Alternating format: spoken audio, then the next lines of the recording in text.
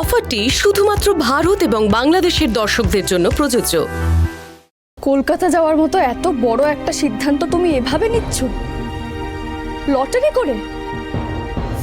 তো কি করব আমি, কি করব আমি, তুমি বলে দাও। আমি নিরুপায় শিখা, তোমাকে আমি অনেকবার বোঝানোর চেষ্টা করেছি, তুমি বোঝো। এই বাক্স নিতে থাকলে আমাদের ভবিষ্যৎ বলে আর কিচ্ছু থাকবে না। আমরা তিতলিকে মানুষ করব কি করে? সত্যি কথা বলতে শিখা, আমি চাই না এই পরিবেশে আমাদের সন্তানের জন্ম হোক। আগের দিন তো তুমি নিজেই বললে যেখানে রাত্রিবেলা ঠিকঠাক একটা ডাক্তার পর্যন্ত পাওয়া যায় না। কাল যদি তোমার কোনো এমার্জেন্সি হয় তখন আমি তোমাকে কোথায় নিয়ে যাব? কি হবে তখন? তোমার বা আমাদের সন্তানের যদি কোনো ক্ষতি হয় তখন আমি কি করব শিখা?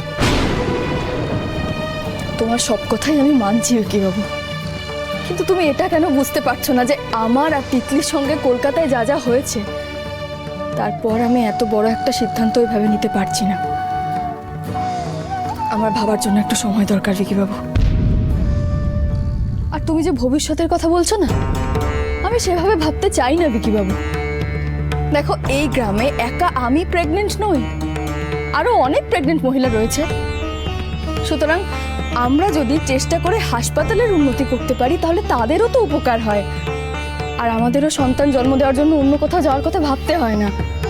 আর তাছাড়া এই হাসপাতালটা তো তোমারই ভিকি বাবু, তুমিই হাসপাতালটা বানিয়েছো। তোমার তো গর্ব হওয়া উচিত যে নিজের বানানো হাসপাতালে আমাদের সন্তান জন্মেছে। বাহ,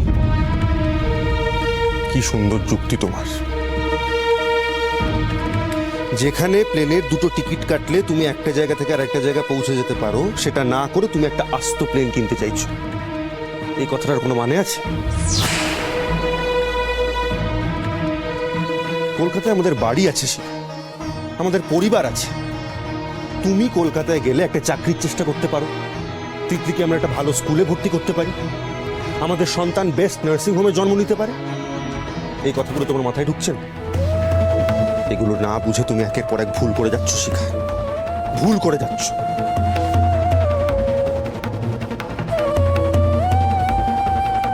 কি বলছো তুমি এসব ভিকি বাবু? ঠিক বলছি আমি, একদম ঠিক বলছি শিখা। ভুল তো আমিও করেছিলাম, কিন্তু আমি আমার ভুল বুঝে সেটাকে স্বীকার করে তোমার পাশে দাঁড়িয়েছি। তোমার জন্য, আমাদের সন্তানের জন্য আমি তোমার হাত ধরেছি শিখা। কিন্তু তুমি তোমার ভুল বুঝতে পারছো না। অনেক হয়েছে, তোমার কাছে আমি হাত জোড় করছি শিখা। তুমি দয়া করে আমার কথাটা একটু বোঝার চেষ্টা করো। আমার কথা তোমাকে ভাবতে হবে না, কিন্তু তুমি প্লিজ তোমার সন্তানের কথাটা একটু ভাবো। নইলে তার প্রতি অন্যায় করা হবে, ওর ভবিষ্যতের প্রতি অন্যায় করা হবে। সেটা তুমি একটু ভেবে দেখো। তুমি যেগুলো করছো এগুলো করে তুমি কিচ্ছু পাবে না, কিচ্ছু পাবে না। তোমার ভালোবাসা পাওয়াটাই আমার কাছে সব থেকে বড় ব্যাপার ভিকি বাবু। তাহলে শোনো, আমাদের সন্তানের জন্ম কলকাতাতেই হবে।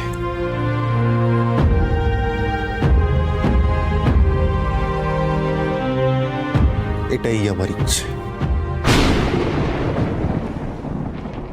ভিকি শিখা আর বাচ্চাটাকে নিয়ে ফেরত আসতে চাইছে, কিন্তু প্রবলেম হয়ে দাঁড়াচ্ছে তোমার পলিটিক্যাল অ্যাম্বিশন। হ্যাঁ, এটা আমি মানছি রেখা যে আমি তোমায় বলেছিলাম, রাদার সাজেস্ট করেছিলাম ভিকিকে রাজনীতিতে নামাতে, কিন্তু বিশ্বাস করো এখন এই কথাটা না তোমার কাছে স্বপ্ন হয়ে দাঁড়িয়েছে, ভিকির কাছে স্বপ্ন নয় এটা। ও নিজে তোমাকে এই কথাটা বলেছে? অফকোর্স, হ্যাঁ ও নিজে বলেছে। ওর সাথে কথা বলে এটা বুঝতে পারলাম যে ওদের গ্রাম ছেড়ে এই শহরে ফিরে আসা আর ভিকির পলিটিক্যাল কেরিয়ার নিয়ে শিখার প্রভূত আপত্তি রয়েছে। শিখার? কে শিখা? এত আপত্তি দেখাচ্ছে যে কে ও? দেখো সুদর্শন, আমাদের ছেলে যে এতদিন বাড়ি ফিরছে না তার জন্য দায়ী কে? একমাত্র ওই শিখা, বুঝতে পেরেছো তুমি? এত দিন ধরে আমরা বাবা মা হয়ে ওকে বোঝাচ্ছি, আমাদের কোনো কথাও শুনছে না, আর এখন শিখার আপত্তি ওর কাছে বড় হয়ে দাঁড়ালো। হ্যাঁ, তোমার আমার ব্যাপার কিচ্ছু নয়, তুমি ওকে এগুলো বুঝিয়ে বললে না কেন? আরে আমাকে? কি বোঝাবো, বোঝাতে গিয়ে উল্টে আমাকে বুঝিয়ে দিয়েছে ভিকি যে শিখার কাছে হাজার একটা কারণ রয়েছে বাথরুমটিতে থেকে যাওয়া।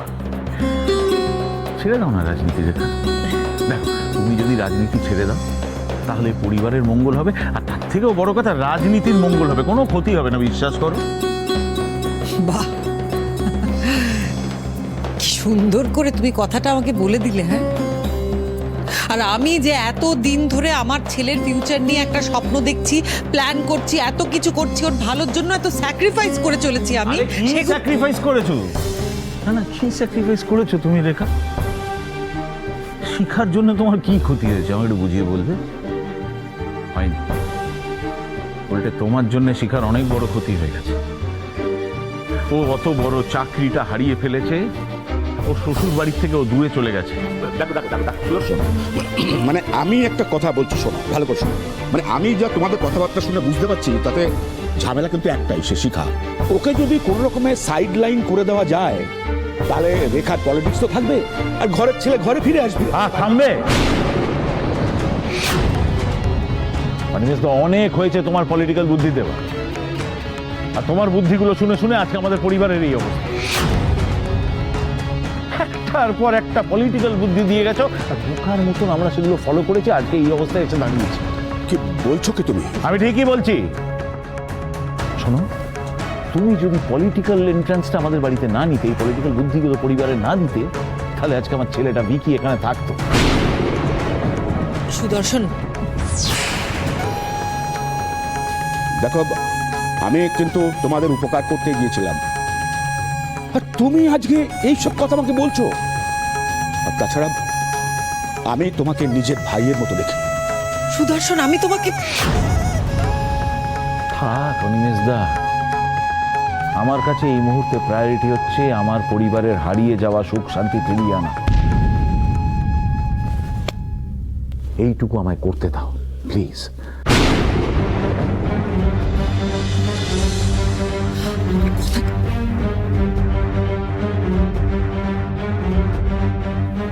দেখলে তো রেখা, সুদর্শন সব দোষ আমাকে দিচ্ছে। অনিমেষ দা, ওর হয়ে আমি হাত জোর করে আপনার কাছে ক্ষমা চেয়ে নিচ্ছি। বুঝতেই তো পারছেন ছেলের চিন্তায় ওর ঠিক আছে, তুমি যখন বলছো আমি মেনে নিচ্ছি। এই অপমানের প্রতিশোধ ঠিক নেব। সুদর্শনের পরিবার, শিখা, সবাইকে শেষ করে ছাড়বো।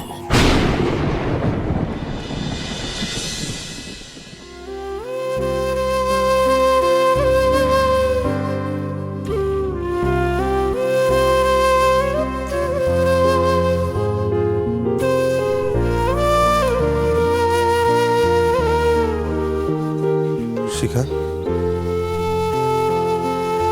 তুমি রাতে ঘুমোওনি?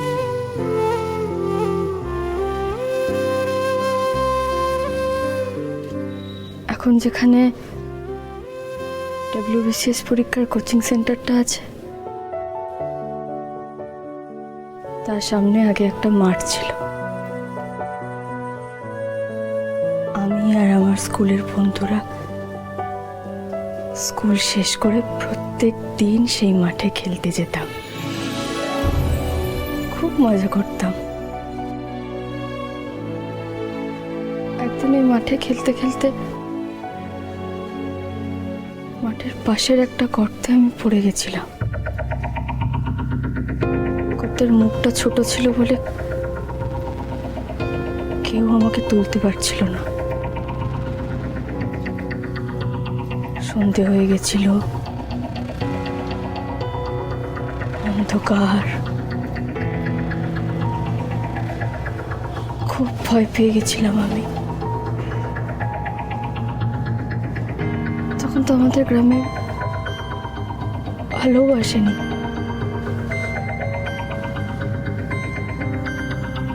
দড়ি এনে, বাঁশ এনে কেউ আমাকে অন্ধকারে তুলতেও পারছিল না। খুব বৃষ্টি পড়ছিল, খুব। বাবার সঙ্গে গ্রামের লোকেরা এসে ওই গর্তের পাশে ছোট পাথরের বাঁধ তৈরি করেছিল। সারা রাত ওই বাঁধের পাশেই বসেছিল, যাতে গর্তে জল না ঢুকে যায়, যাতে আমাকে বাঁচাতে পারে।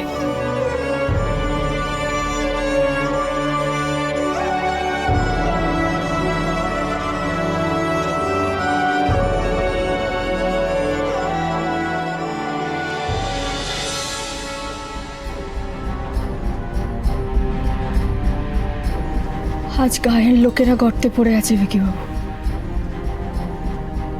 সুবোধ আর রাজনীতির ঘোড়া গর্তে। আমি কি করব এখন? ওদের বাঁচাবো নাকি গর্তে ওদের ডুবে মরতে দেব? সেদিন যদি ওই মানুষগুলো তোমার পাশে এসে না দাঁড়াতো, তাহলে হয়তো আজকে তুমি আমার সামনে দাঁড়িয়ে থাকতে না।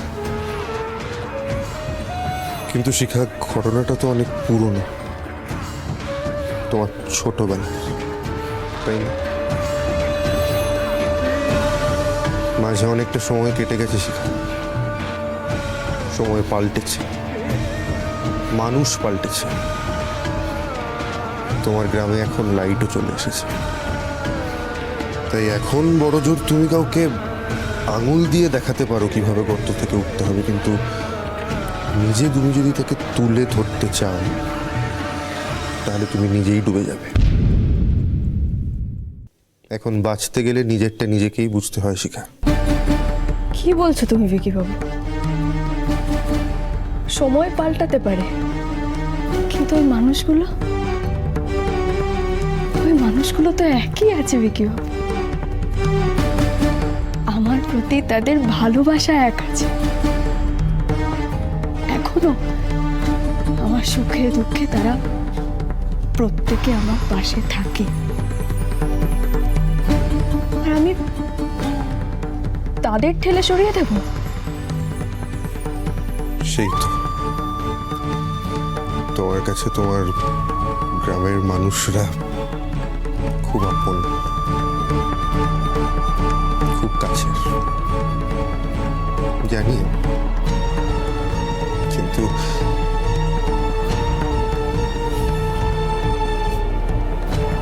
আমি যে তোমার কতটা কাছের, সেটাই এতদিন আমি বুঝতে পারলাম না শিখা।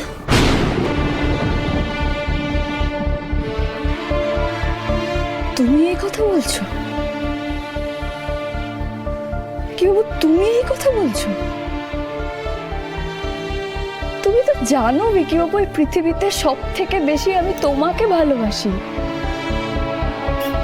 আমি তোমার সন্তানের মা হতে চলেছি বিকি বাবু। তুমি যেই ভালোবাসার কথা তোমার মুখে বলছো,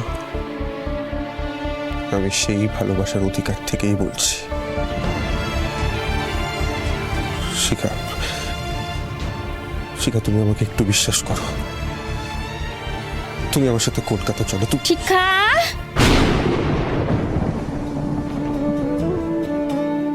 আরে তোমরাই তো সকাল সকাল। মোরা সকলে তোর পোয়াতির অনুষ্ঠানটা করতে এসেছি বটে। তোর মা লাই, কেউ লাই বলে কি আর মোরা সকলে রীতি নীতি নিয়ে আশীর্বাদটা করবো লাই? মোরা সকলে তো আছি শিখা। শিখা, তুই বলিস তো লাই কেন যে তুই মা তো হতে চলেছিস? তো খুশির খবর তো আনছে, তুই লুকিয়ে গেছিস বটে। এখানে যে বাচ্চাগুলো পড়তে আসে, তারা তো তিতলির মুখটাতে শুনেছে যে তুই মা হতে চলেছিস। এই কথাই তো পরাণ কাকি আমাদেরকে বইছে। এই অবস্থায় অনেক নিয়ম কানুন মেনে চলতে হয় শিক্ষা। এখন আবার কি নিয়ম? জামাইবাবু, আপনি তো মোদের এই নিয়ম কানুন সব জানেন নাই। মোরা আজ সকলে মিলে মোদের দেবী মাকে বলবো ও বাচ্চাটা যেন ভালো থাকে, ও বাচ্চাটার মাটাও যেন ভালো থাকে। দেবী মায়ের আশীর্বাদ তো সব সময় ওদের উপর যেন পড়ে থাকে। अरे तू जा के लिए ओके सजा के लिए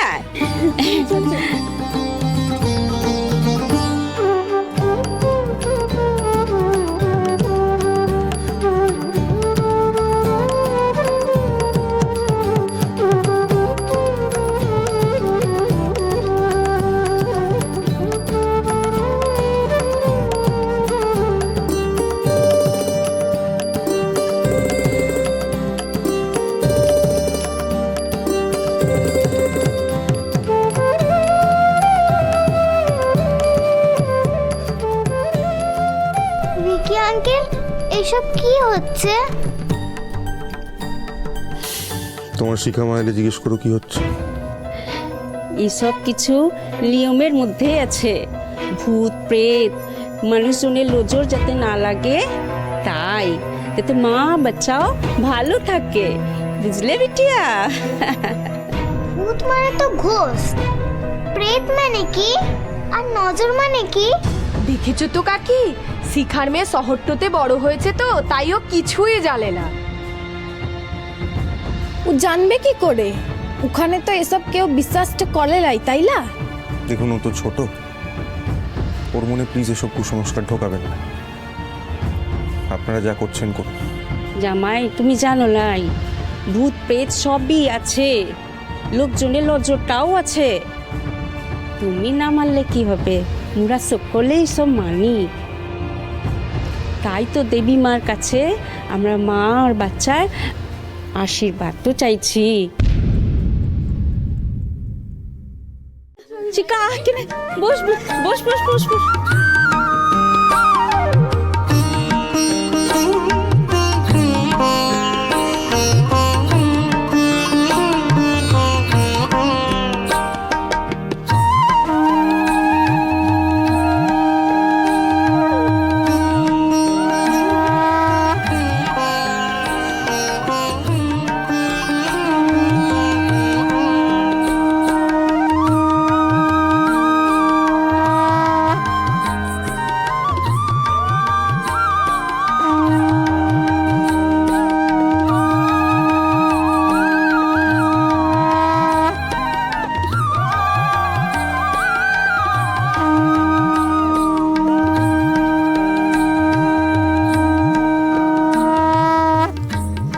ধারে রাখ নে, একটু জ্বালাই দিতে হবে, তবে তো নজরটা কাটবে আর মা বাচ্চা দুজনে ভালো থাকবে।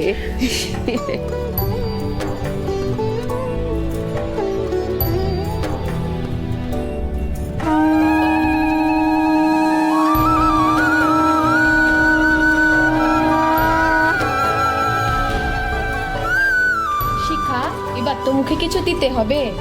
মোমোর বাগানের সবজিটা দিয়ে রান্নাটা করেছি। হ্যাঁ শিখা দিদি, এই সকল মাছটো মোর পুকুরের মাছটো আছে। আজ সকালে মোরা সকলে মিলে গিয়ে মাছটা ধরে আনছি। হ্যাঁ জামাই, শিক্ষার জন্য তো বেশি কিছু করতে পারলাম না, নইলে শিক্ষার জন্য আমরা উৎসবটাও করতাম। এখন যতটুকু পেরেছি শিক্ষার জন্য নিয়ে এসেছি।